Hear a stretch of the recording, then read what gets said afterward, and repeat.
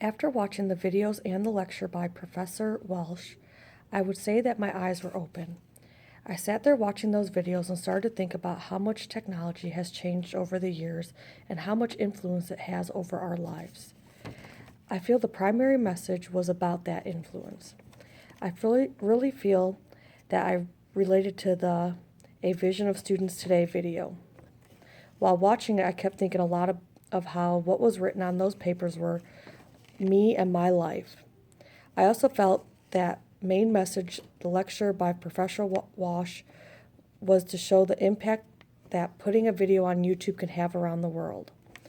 I related to this message because it shows me how careful you have to be when putting things like videos online. I think that as a future teacher, these messages can mean that you need to be more aware of what your students are doing and what you as a teacher post online. Outlets like YouTube can be great for educational resources, but they can also be dangerous. So that is why I say the message is to be aware. The podcast that I watched was broadcasted by Educators Lead with Jay Willis. Jay Willis interviewed Dr. Robert Dillon, who is the Director of Research Institute at Bright Bites. The podcast was titled Constantly Believe and Invest in Your Students and Other Teachers in Your School. The podcast basically talked about Dr. Dillon's journey into school leadership. He talked about his ups and downs and struggles and what he learned from them. He also talked about the power of saying yes, or as he called it, culture of yes. One thing that really stood out to me was that he said was that being a leader is about being a servant. It was a very good podcast, and it gave a lot of insight into what being an educator on multiple levels consists of.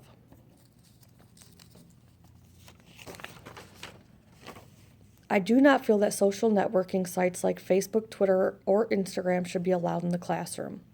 To me, those sites are not educational, and they are a means of socializing with friends and would just be a distraction in the classroom.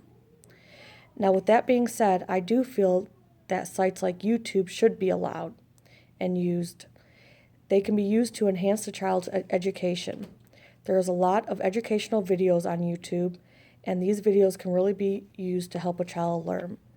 Right now, I am actually sub-teaching, and in the class that I sub-teach, they use a lot of videos that they use to help learn, like their phonics and their letters and numbers, are found on YouTube. So that's why I think YouTube is actually a great outlet for educational videos. The bookmarking site that I used was called Marklet. I really liked using it. It came with preloaded popular bookmarks already marked on the page for you, like YouTube and Facebook, and it was really easy to bookmark new sites.